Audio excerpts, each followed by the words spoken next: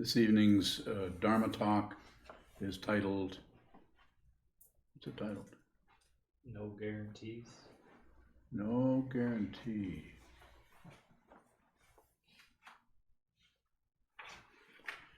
On the mundane path, the everyday, do this and you get that, do this and this happens, cause and effect, aligning oneself with a certain structure of cause and effect, getting a degree, getting a training in a particular job, or all of the various things. I don't have to sit here particularly and list them, but they're very numerous. Do this, that'll happen. There's practically a guarantee that you will get if you spend the time at it. You will get a PhD, even if fundamentally you're not doing so well in that area. Eventually you'll get the credential, because the credential relates to that part of the causes that are predictable. Otherwise, you could study to get a PhD and never get one, and no one would have to explain it to you. You just wouldn't get one. A spiritual path has a similar kind of situation to what I just mentioned, in that there's really no outcome to it. There's an outcome, it's the mundane path.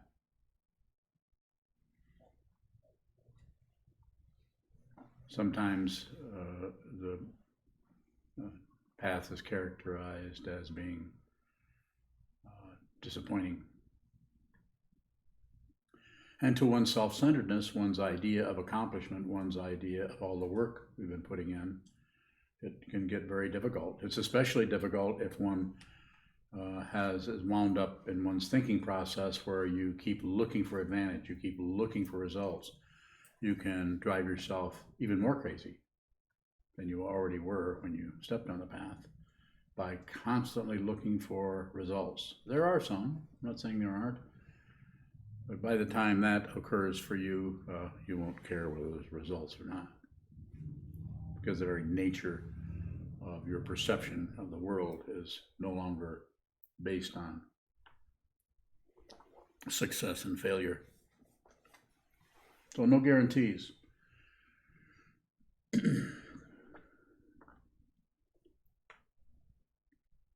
On the Buddhist path, this might be what we would mean by faith.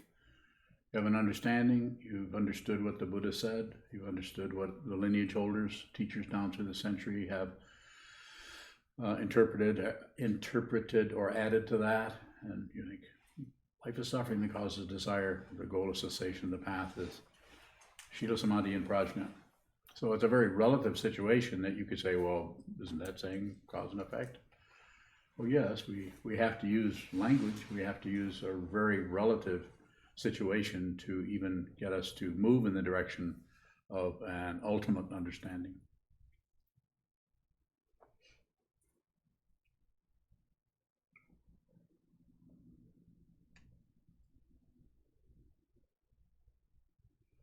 So when someone is in the middle, immersed in their suffering, their dissatisfaction, or their circularity, here I go again, or I was doing so well, I was feeling so good, and now I just feel like I'm in the dumps or whatever. And from the point of view of the teachings, that's suffering. That's what you're doing, is you're learning what this is, and you're not only learning it as information, you're learning it as the very beingness that you are. It actually goes beyond the information. The information is good and supportive. The Four Noble Truths, the Eightfold Path, the 12 links in the chain of existence, and so on and so forth. The 5 paths, the 3 paths, so on. And helpful, we go back and we discuss those, especially with Sangha. It's very important not so important for you to learn more, but for you to participate in that, the 3 jewels, the Buddha, the Dharma, and the Sangha. Sangha seems to be quite often, as I've said, I think 8 times, my counting is right. Acid. The pill isn't acid. Pill.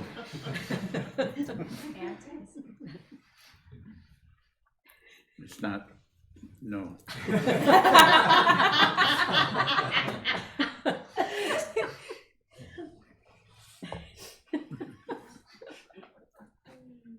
Very good.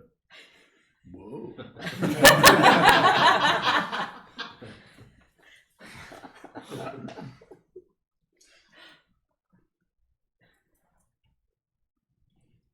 Where was I? Right here. Right here.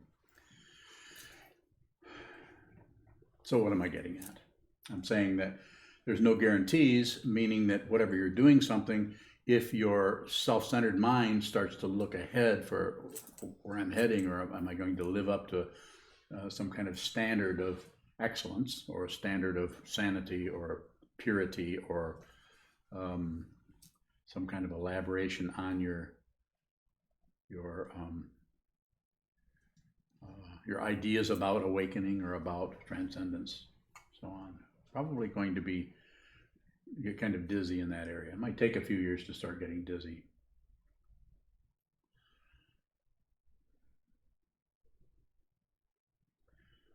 So at the same time, it's not about shutting down or stopping or not having any expectations or looking for some kind of outcome or guarantee. So it's always about awareness. It's always about noticing, seeing, accommodating, feeling, sensing, smelling, tasting the space in which various things occur, like a sense of expectation or a sense of wanting a result. So you don't have to do anything with those things other than be aware of them. Quite often use the image of the sky and the clouds. The sky isn't doing anything except accommodating clouds. And the clouds are just kind of elbowing their way in. But it can't really say to the sky, move over. The very nature of that is non-existent in the relative sense.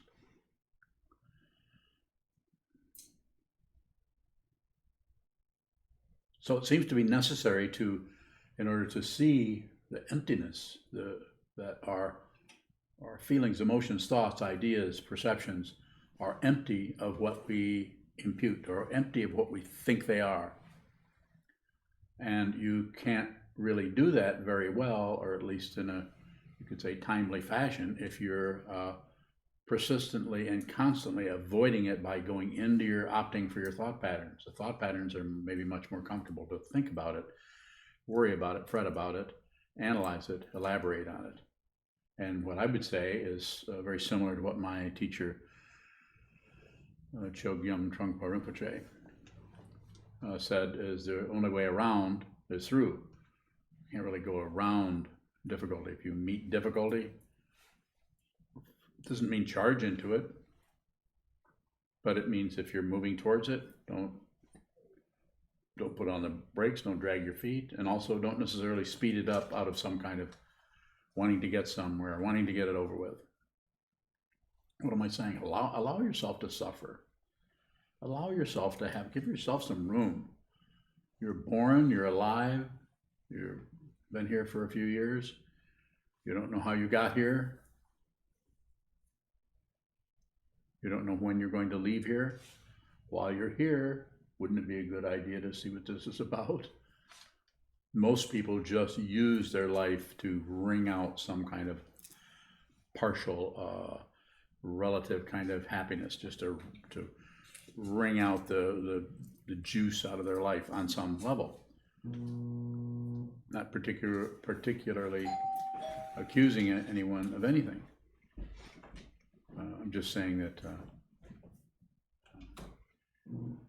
we tend to buy into the polarity, and with our analysis, our ideas, which have a relative correctness, relatively doing this may be more difficult, doing this may be easier.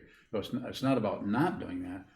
It's about bringing a lot of awareness to everything you're doing. If you're continuing to function in a way that's not so helpful, rather than try to stop that without really seeing what it is, it might be a good idea to train your mind, which is, of course, I'm saying, stretch the awareness, do it a lot. You have to do it a lot. It's sometimes I hesitate to tell people because I want them to start. I would like people to practice, but I hesitate to tell them how long this is going to take. But I'm here to tell you, it takes a long time. Unless it does not. You may have, if I could say it this kind of a romantic way, you may have the karma where you're going to be, be a bodhisattva in 6 weeks. Unlikely. Other people see bodhisattvas. Bodhisattvas don't see anything but this. Bodhisattvas don't see themselves as bodhisattvas. That's a path. That's a name for the path. It's not a name for that being who is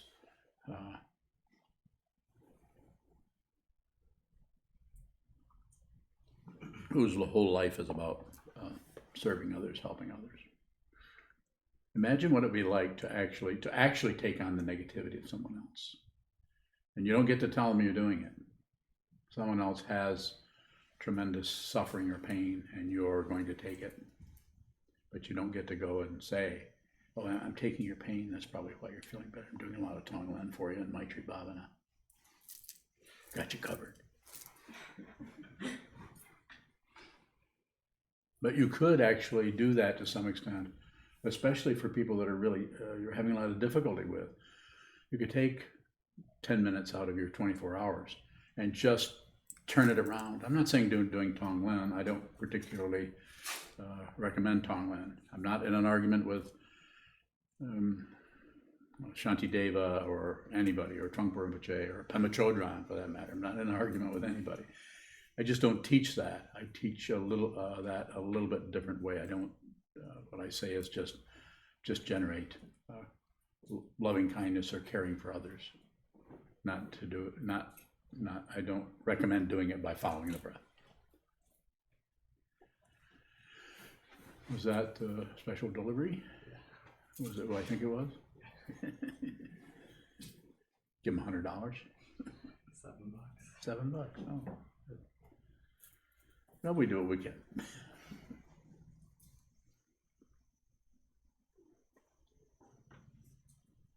So the idea with, I'm not suggesting that you stop looking for some kind of credential or some kind of even a guarantee, but just do it with your awareness rather than with your thinking process of trying to stop it or tamp it down or be a better non-guarantee expecting meditator. Actually notice the way that comes up, that you're looking for some kind of a credential, some kind of sign that what you're doing is not a waste of time. If you've lived here for a few years, which many of you have, there's always that passage where you're sitting at the wall and you're wondering if, because not really getting a lot of feedback out of what you're doing, perhaps. And I would say, do it anyway. Continue anyway. Do it anyway. And if you do that, you'll notice the expectations of any kind of guarantee or any kind of result. If you're just here, if you just sit here, you're just here, and the time comes, time goes, clock ticks.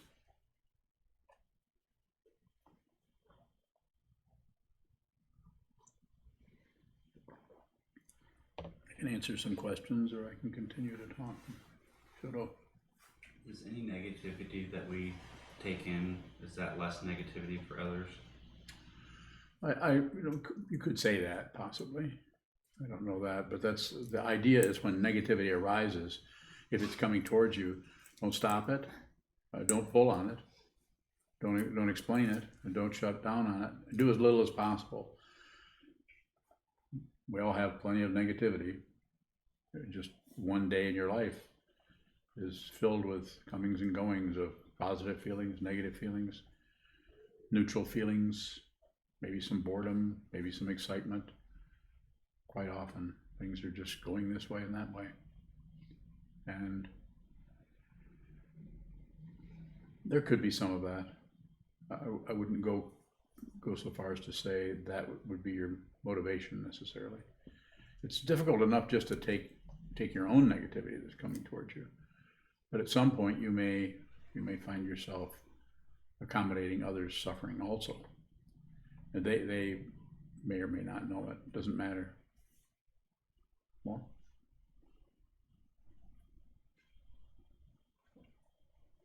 Further questions?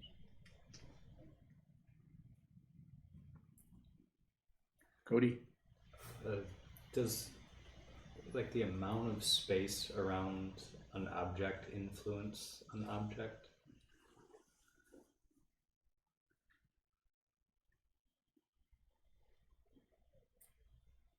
Is there a context for your question? I'm following you, but is there It came out of the metaphor of the sky. Like if there's a lot of sky, a lot of room? yeah, and does that then affect the clouds? So if you're asking it in that way, then I would say yes. There's a lot more room. There's less. There's less chance of some kind of paranoia based on being closed in by things. And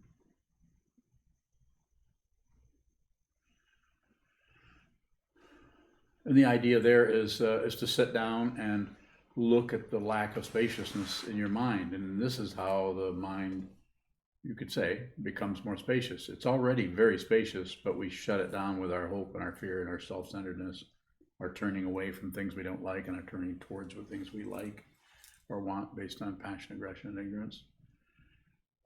But I would say it affects it in the sense that it's free to just float. You can just be there. You know, the one who is realized or clear, whatever you want to call them, about this situation, is all kinds of things are coming and going, but the space in which those things occur is boundless. The mind is no longer constricted by intense feelings between this or that, or resentment or irritation, or unless it is. And this is why it's so challenging, is because if you start to make some headway, my friends, you start to see that you're starting to have more clarity. You're no longer blaming people like you used to. You're actually dealing with your own self-centeredness in a different way. And you notice you can actually hear what people are saying without a constant chatter coming out of you about what they're saying. You can actually, what's it called, listen? You actually will really notice that you're beginning to listen to people. You actually do that so precisely that you begin to see what's behind their confusion. You see that they're suffering, that the reason they present themselves in such a irritating way, that they're suffering deeply, and that you begin to see that because you've not interfered with your own suffering by covering up, explaining it away, blaming someone else, being aggressive, or even just ignoring, shutting down, and having a Budweiser.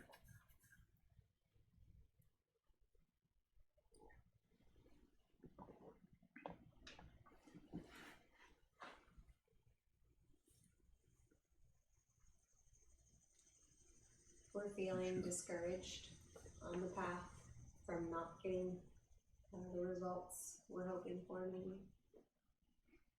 Is any sort of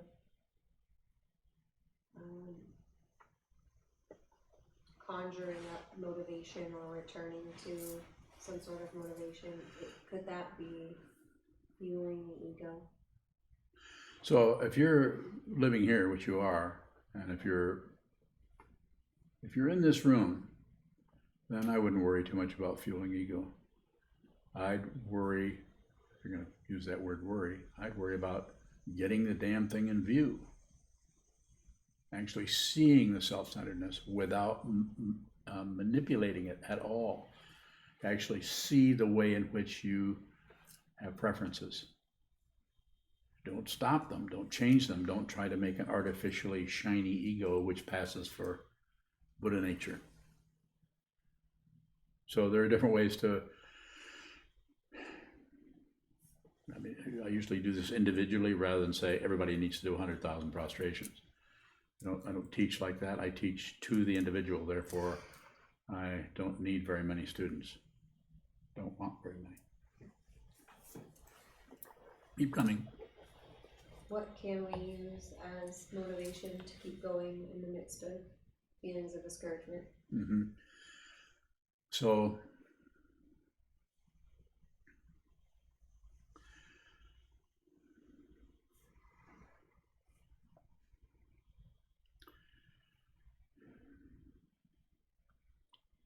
I think it's different with each person, but probably or possibly some kind of working with the forms besides the sitting practice of meditation shikantaza, to possibly work with another kind of form, with a contemplative form.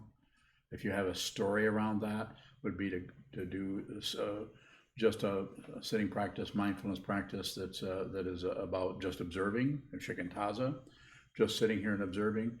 And then if one of the ways that I talk, recommend that people to do is, if there's something that's really difficult for them, just to write it on a card, put it in front of them, 1 word, 2 words, so that helps you go into, conceptually go into that area where things are difficult. There are other ways. There are mantras, just saying to yourself in the privacy of your own space, thank you very much. I go right to the emotion. Thank you very much. I have no complaints whatsoever. In the midst of the complaint, just to actually go right into that, and just as the Tibetans would say, just get used to it.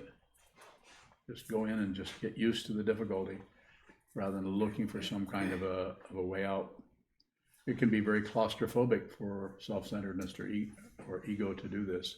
And it seems this is why we need strong forms, why we need, in our case, we need a monastery. I've spent a lot of time, decades and decades, with a little group of people meeting once or twice a week, and at the same time seeing that it's going to take a lot more than once a week. I mean, it needs to be some kind of a stronger gathering of Sangha, study of the Dharma, and a lot of meditating. So the downside of what you're talking about is it doesn't feel so good. You're having difficulty with it. It doesn't seem to be moving. But the upside of it is that's how it feels to do this. You've been doing this 2 years, a little over 2 years. Yeah. Doing this for 2 years. Keep going. Not that a year, 2 years is any kind of a measure, but it's a little bit. Gives you a little bit of an idea. More? It can feel exhausting to keep looking at the same shit. Yeah. Can. Where does that energy to keep looking come from? I think it's relative to some extent. So it's just the form, the structure, the Sangha, the teaching person that you have a connection with, the Sangha, that you're here at all. And then the vow. The vow, when you receive the vow or observe the vow to be with all things, that's the Bodhisattva vow. Save all beings. Put everyone before yourself. If you're here and someone is over here that's aggravating or irritating to you, another person or even a situation, it wouldn't even have to be a person, give that your attention. That's where the generosity starts with anything. First you have to give them your attention, which means you have to really see what is there, the tone of their voice, just using a person as an example, the tone of their voice, the tilt of their head, the content of what they're saying, any kind of movement of their hands, give them, and at the same time you're giving that the attention, give your attention to the birds outside the window, your own body position, how you're standing. If you have movements, I'm not saying you have to be aware of every little hand expression, but you should know what your body's doing as you're moving around, just like I'm express myself by moving my hands, my arms. But there's an awareness that is with that. And so that, go ahead. Does giving our attention to our own irritation take away from our attention on the other person? Well, it's not separate from it. So it just looks like it is. Like I sometimes say, don't blame. You don't have to forgive anybody. Forgiving somebody is a misunderstanding of what this world is. I'm not saying you shouldn't be done sometimes, of course, but really just stop blaming. And if you are blaming somebody for something, see if you can find the tail of it. It's like a mouse going down a hole. Get them by the tail and pull them back out. A little reverse engineering. We got a book coming out on that. Mouse tail engineering. So it's just the idea of notice that you've been doing that and see if you can't back it up a little bit, not with some kind of aggression, but with some awareness, some insight around it that you could, like you would treat an unruly child. A child that's, you would say, let's slow down, let's cooperate here a little bit. Even children are open to that if you work at it. More? Other questions?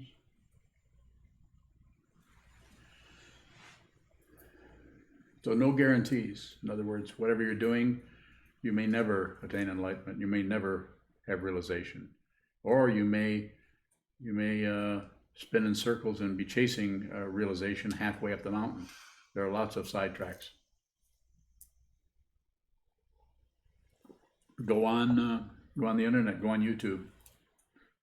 Look at all the teaching situations that are going on there. Listen to a couple of them.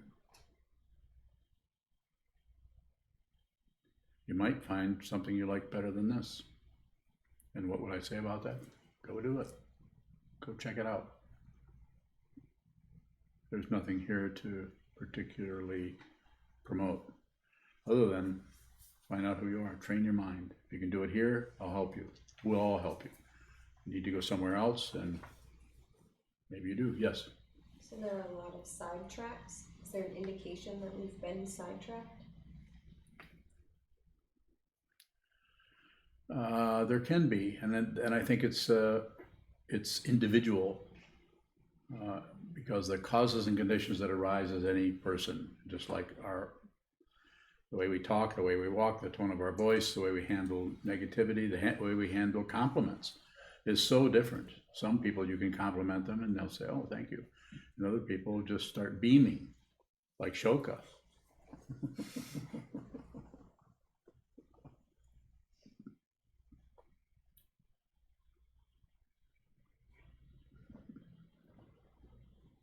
He's beaming right now because I'm talking about him. He's not even a Leo. Man. How many Leos do we have here? There's 1, 2. So with Leos, that's ruled by the sun. We should be able to turn all the lights off. You guys can light up the room. So sun's astrology, everybody has Leo in their chart somewhere, so can't get away from it.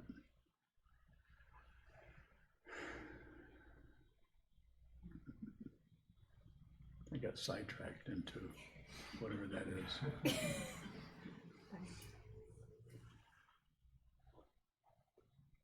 Brad. Sidetracks. I have your name, by the way. I have your Jukai name, so you're not going to be called Brad much longer. What will I do? Probably forget somebody's talking to you. Go ahead with your question, please. Can sidetracks bring us back to the forms? Yeah, I think so. The awareness that you've been going this way or that way, without even a lot of energy, particularly, just the awareness will bring you back onto the path, and it can be sometimes embarrassing that you've been. It might not show to others, but be kind of embarrassing that you actually thought you were getting somewhere. And then you realize, to put it in a simple way, you realize that was a sidetrack.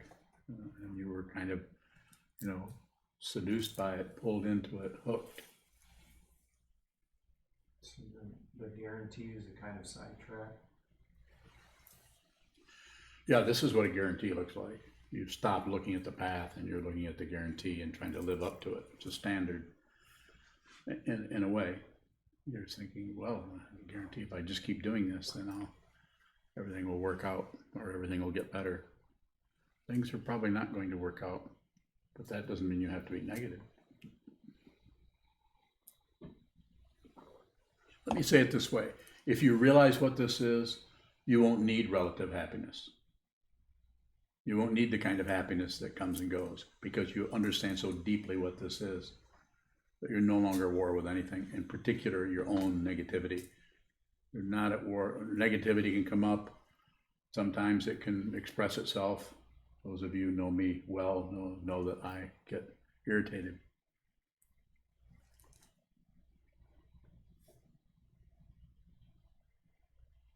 Well, not with you. I wouldn't get irritated with you. Or Cody, I wouldn't get irritated with Cody. See, who else wouldn't I get irritated with? Shoka. Further questions, please.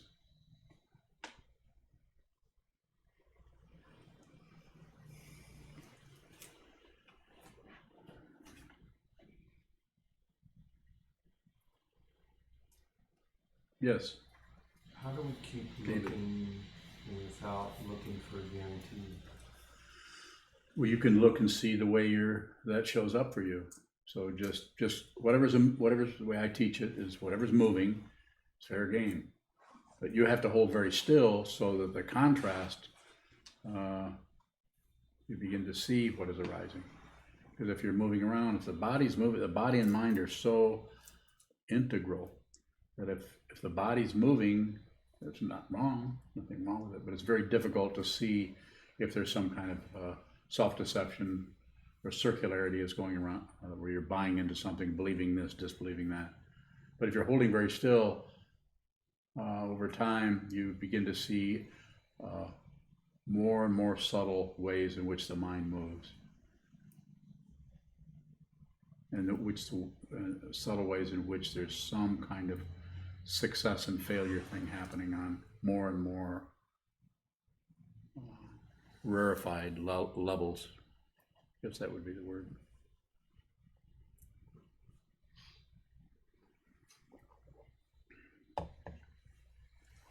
Can you say more about the subtle guarantees or the rarefied? All I'm really saying is it's very hard to see the subtlety of thought patterns if you're always being taken away by them. If you get hooked by them and go into some kind of a trail around, it should be, they shouldn't have done that, I don't know why, what I was thinking about, those kind of things that run around in our mind. Takes a while. So first you have to actually, that's why beginning meditators, first you have to actually see how crazy you are. You have to see, and sometimes people don't realize that it might take a couple of years. You sit down and watch and see that where you actually feel like you're getting worse, when actually you're just starting to see what's always been there, you've been covering up. So by holding still, it's artificial, because you don't usually hold still. You're holding very still. All of your senses are open, and you are endeavoring to, or putting the priority on just watch. Your job there is to just see, smell, taste, touch, hear, think. Just whatever happens is appropriate.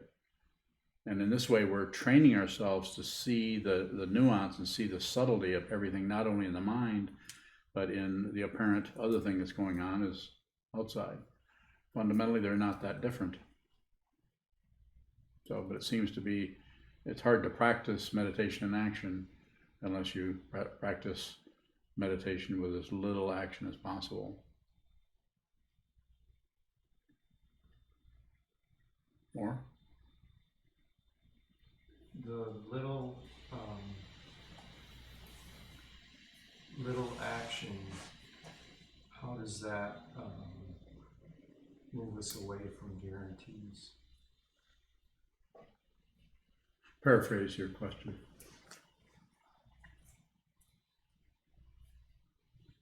When we hold still, is there something that's settled that reduce? I don't know how to say that. Paraphrase that then. That looks or allows us to look at the guarantee. Okay, yeah, I feel that's a possibility. You could, by slowing down, you could see how you've had a little handshake agreement with yourself on some subtle level that you might have been missing, that where you're kind of saying, if this doesn't work, I'm going to do something else. And it needs to live up to your standard. And that's what it means when it says in the sutra, don't set up standards. I'm not saying you can't have some kind of guideline for something. We have all kinds of them in here. People get very irritated by them if I change them the slightest bit.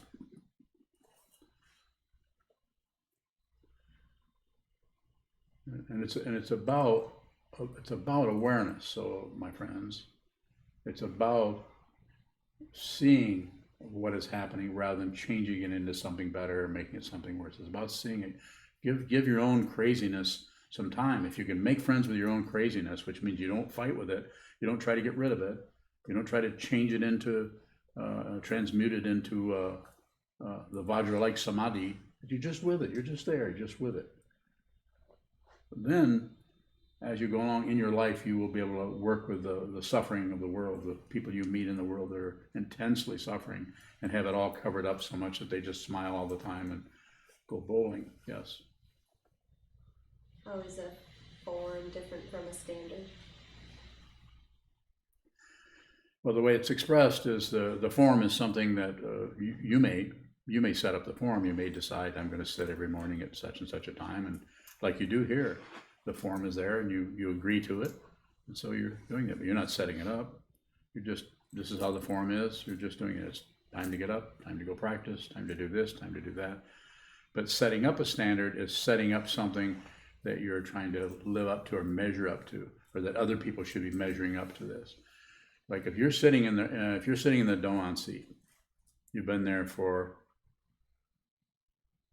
a couple of hours, and someone else comes in, jangles their keys, car keys, plops down on their zafu zabuton like it's their own personal living room or something, without any regard for anyone else. As far as you can see, I have no idea what's going on with them. But there's a standard there. We're following the form,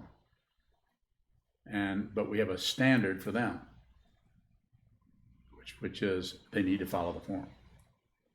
It's a very subtle area, and in order to work with that skillfully, you could say you really have to understand your own negativity, because otherwise you'll correct them. You'll correct them out of your misunderstanding of what's happening. So you have to relate to that. You can actually use that as a dharma gate. Watch while your own negativity comes up around that. Now, obviously, we need to operate out of some kind of understanding, some kind of openness. If they continue to make a racket, then that's maybe too much. So you might have to go and say, maybe you should take a break in the other room, with as little sarcasm in your voice as possible. And body posture shouldn't be like this. Yes, go ahead. When something like that, as an example, occurs,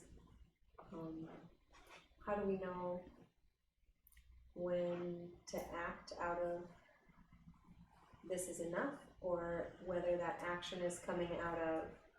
You won't know when. You really won't. I wish that I could, just because I don't want people to have difficulty. I wish I could tell you, I wish I could guarantee or make a promise or something, but it doesn't work that way. You actually have to go through your own dharma gate yourself. You have to actually deal with that more. If we suspect that any action would be coming out of a building up of our own irritation, we not act. I wouldn't say make it as a form or a protocol, but probably not.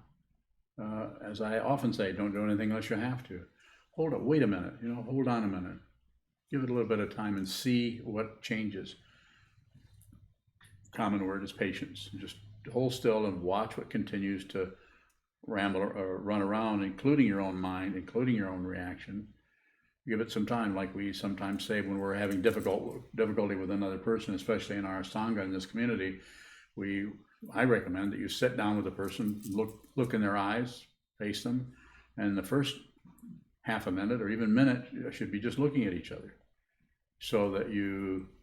because it's invisible. The actual awareness that needs to be there is being crowded out by the thought patterns, the judgments, the ideas, the expectations, the irritation, the blaming. So you sit down, you look at the other person, and we're not separate. You can feel it. If you sit down and look at somebody, you can feel it. You can see it. You can understand it. You understand it out of here, not out of here. This kind of just changes gears. So you're just here. You might not even say anything. You might even say, well, I was irritated with you, but I'm not now. Thank you very much. Get up and end it. Or you might go into a conversation about that. You may have to talk it out. You may have to say, I keep getting irritated with you about this, something you're doing. You follow me a little bit more? In the example of someone coming in making noise. Yes. If there's an appropriate time to act, might there still be irritation? Could be. You're not necessarily waiting for the irritation to go down. You're just the expectation or some kind of promise that the irritation will go away. It just can't work that way. Otherwise, we're back in the mundane path, and we're back following our breath and trying to make ourselves into a more aware person. This just ties into the self-centeredness and the whole credential mentality of being somebody who's meditated a long time feels like they're more aware than everyone else. Probably not the case. So go ahead. How do we look deeper into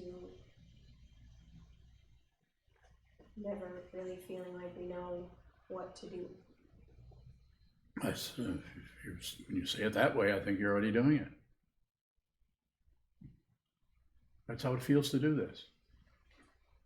And I'm not saying everybody is going to feel like the way Junchu is talking about. Everybody has different kinds of passages they have to go through and have to deal with. And sometimes can be a lot of negativity there, but we try to look at that as a Dharma gate rather than something you need to get rid of or something you need to explain or something you need to avoid or find another gate that's easier. So whatever your negativity or your difficulty is, just be with that. And sitting practice of meditation will help you not bust through it, aggression, not explain it and blame someone else, passion, and not shut down, distract yourself or think about something else or ignore it. It's difficult.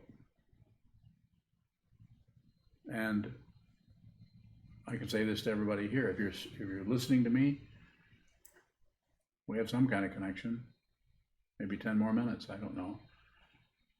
But you can do this. But it takes a lot of persistence and repetition without any necessary reward coming back. That's the reward, or that's the materialistic, mundane way that life works. This is difficult. That's why Buddha, Dharma, and Sangha is such a great model for this.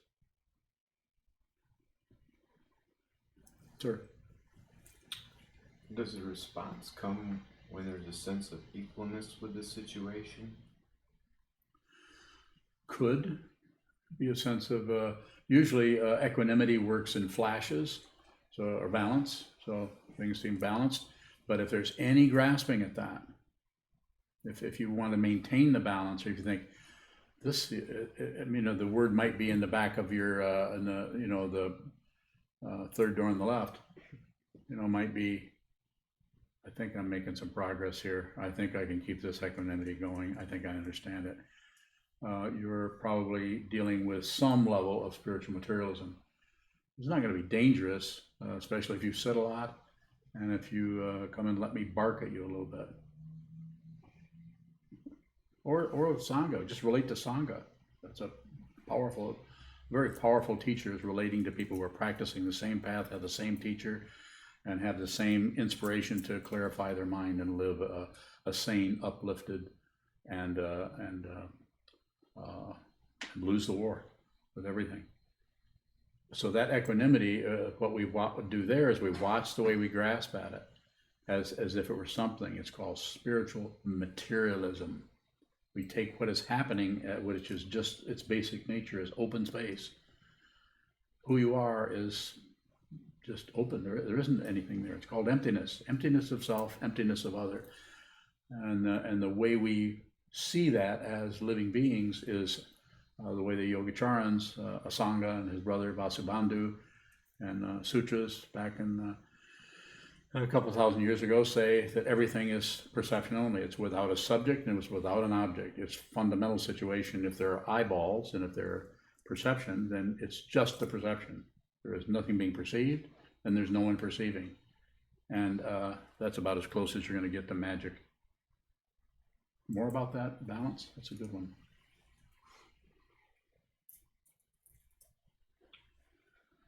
It seems when you become more equal with the situation and you just allow it to be with you, that sometimes it comes closer to where the choice becomes choiceless because you've looked at it so long, it just kind of loses its anchors. Like, okay. You have a question about that? I'm following you. You have a question?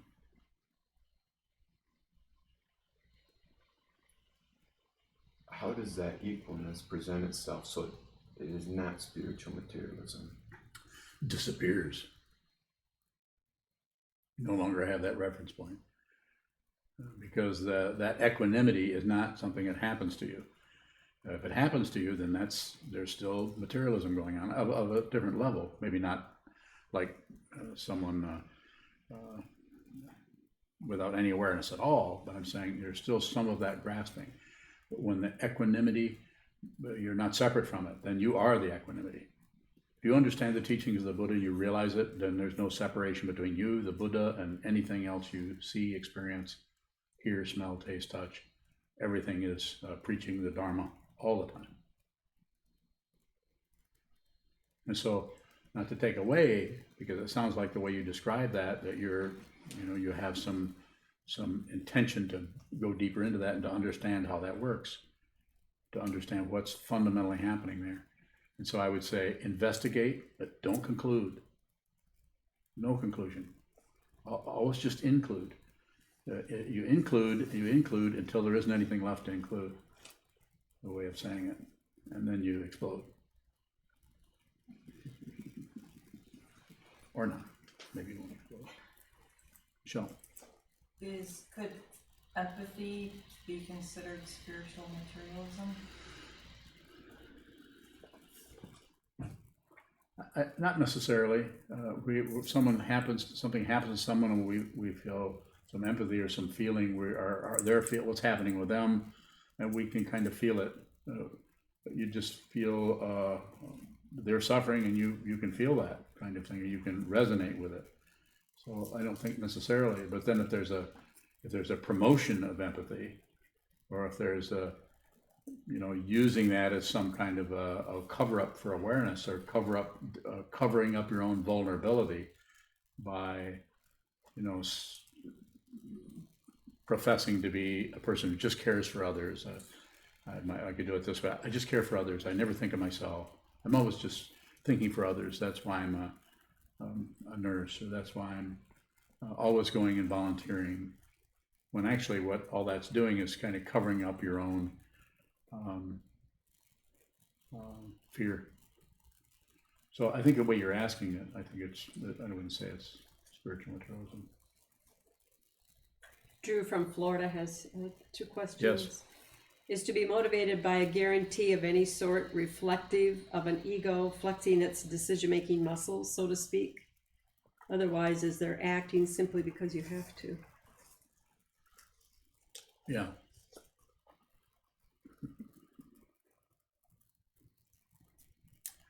Drew and I are on the same wavelengths.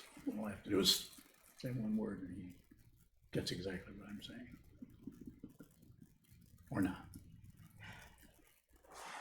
And Gary Huey from Traverse City, Gary, where have you been?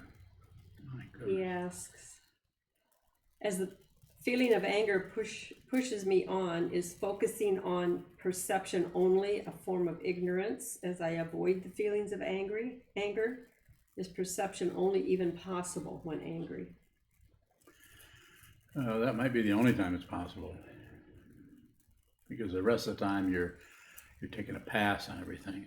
It seems to be necessary to have intense clarity around anger and intense clarity around passion and even clarity of a sort around ignorance to really be able to understand what perception only is.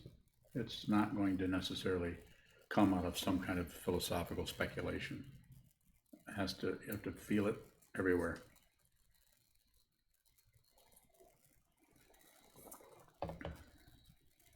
Further questions?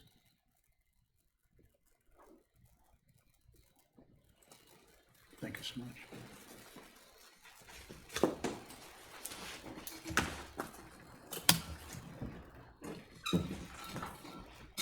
We'll stand and dedicate the merit in the back of our red chant books. Here's copies for anybody who might need one.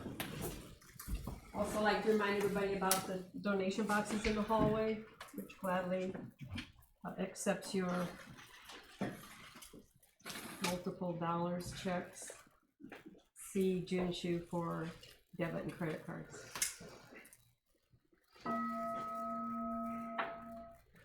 May the merit of this penetrate into all places, so that we and every sentient being together can realize the Buddha's way. Ji-ho-san shi-fu,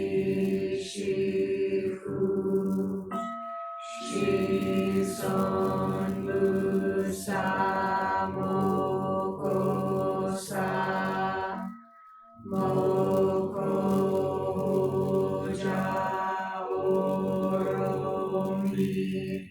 The 10 directions, the 3 worlds, all Buddhas, all venerable ones, Bodhisattvas, Mahasattvas, the great Prajna Paramita.